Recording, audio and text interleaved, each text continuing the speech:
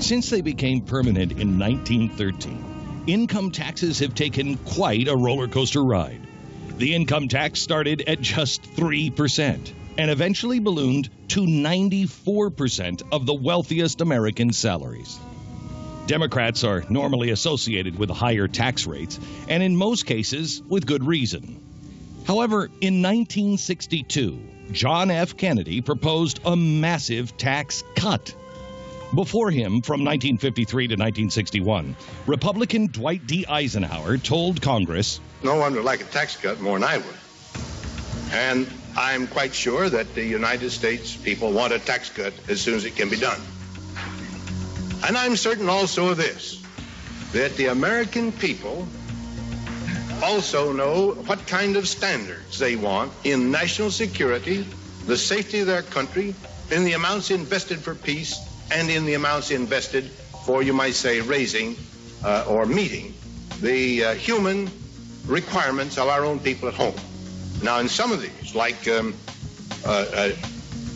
disaster relief, I have put recommendations before the Congress asking that the states share in this, at least in a minor way, so as to get the efficiency of local responsibility, a local concern for the money that's spent into the thing. But there's all sorts of ways in which the federal government has been assuming responsibilities by law that, if continued, are just going to cost money. And it's just fatuous to get up and say we're just going to save all this money and then not do something about federal responsibilities already given to them. Since the top tax rate under Eisenhower was 91%, he must have felt the American people's desire for spending on military and foreign aid far outweighed their need or desire for a tax cut. It's also true that the collector of taxes, the IRS, first brought into existence in the Civil War period and later revived in 1913, has been used on multiple occasions as a weapon by government officials. That was just one of the multitude of problems our founding fathers were concerned about. In allowing the United States government to grow so large and so powerful, it would now have the ability to use the many levers of power at its disposal to gain and keep power. It has led to corruption.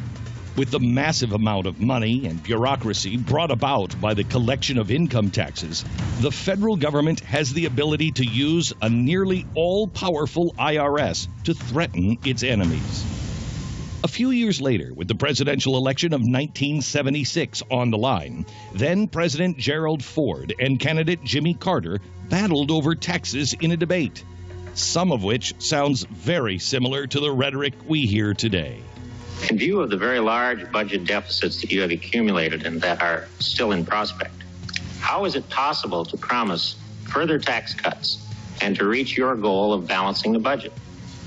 At the time, Mr. Gannon, that I made the recommendation for a $28 billion tax cut, 3/4 of it to go to individual taxpayers and 25% to American business, I said at the same time that we had to hold the lid on federal spending, that for every dollar of a tax reduction, we had to have an equal reduction in federal expenditure, a one-for-one proposition.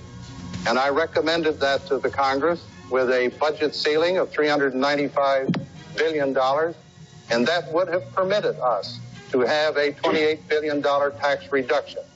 Governor Carter, your response?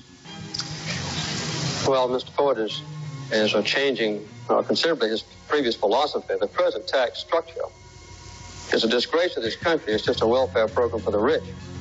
As a matter of fact, 25% of the total tax deductions go for only 1% of the richest people in this country. And over 50% of the tax credits go for the 14% of the richest people in this country. When Mr. Ford first became president in August of 1974, the first thing he did in October was to ask for a $4.7 billion increase in taxes on our people in the midst of the heaviest recession since the Great Depression of the 1940s. Carter's class warfare argument apparently resonated with enough Americans to help him win the election. Taxes remained over 70% under his administration.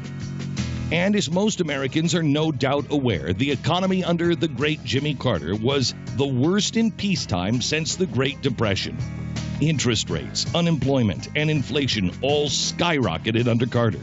And Americans endured gas lines and shortages and a general dampening of American morale. Into this environment came a former actor, former governor of California, Ronald Wilson Reagan. Although his middle name, Wilson, was an ode by his parents to Woodrow Wilson, this man couldn't have been further from it. A true conservative, socially and fiscally. Reagan received advice from economists like Art Laffer and Milton Friedman.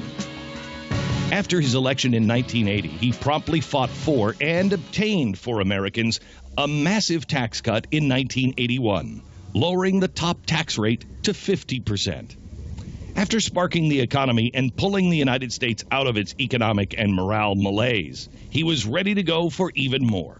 In 1985, from the Oval Office, Reagan made this pitch on further tax cuts to his fellow Americans. In 1981, our critics charged that letting you keep more of your earnings would trigger an inflationary explosion, send interest rates soaring, and destroy our economy. Well, we cut your tax rates anyway, by nearly 25%. And what that helped trigger was falling inflation, falling interest rates, and the strongest economic expansion in 30 years. Over the course of this century, our tax system has been modified dozens of times and in hundreds of ways. Yet most of those changes didn't improve the system. They made it more like Washington itself, complicated, unfair, cluttered with gobbledygook and loopholes designed for those with the power and influence to hire high-priced legal and tax advisors. But there's more to it than that. Some years ago, an historian, I believe, said that every time in the past when a government began taxing above a certain level of the people's earnings, trust in government began to erode. He said it would begin with efforts to avoid paying the full tax. This would become outright cheating and eventually a distrust and contempt of government itself until there would be a breakdown in law and order. Well, how many times have we heard people brag about clever schemes to avoid paying taxes? Or watched luxuries casually written off to be paid for by somebody else, that somebody being you. I believe that in both spirit and substance, our tax system has come to be un-American. How would the proposal work? The present tax system has 14 different brackets of tax rates ranging from 11 to 50%. We would take a giant step toward an ideal system by replacing all that with a simple 3-bracket system, with tax rates of 15, 25, and 35%. By lowering everyone's tax rates all the way up the income scale, each of us will have a greater incentive to climb higher, to excel, to help America grow. The power of these incentives would send one simple, straightforward message to an entire nation. America, go for it. To young Americans wondering tonight, where will I go? What will I do with my future? I have a suggestion. Why not set out with your friends on the path of adventure and try to start up your own business? Follow in the footsteps of those 2 college students who launched one of America's great computer firms from the garage behind their house. You too can help us unlock the doors to a golden future. You too can become leaders in this great new era of progress, the age of the entrepreneur. He and his policies were derided by the left, derisively referred to as Reaganomics. He was mocked, called stupid, reckless, and senile. However, again, Reagan succeeded in lowering taxes. In fact, instead of 35% for the top rate, he actually lowered it even more, to just 28% in 1986.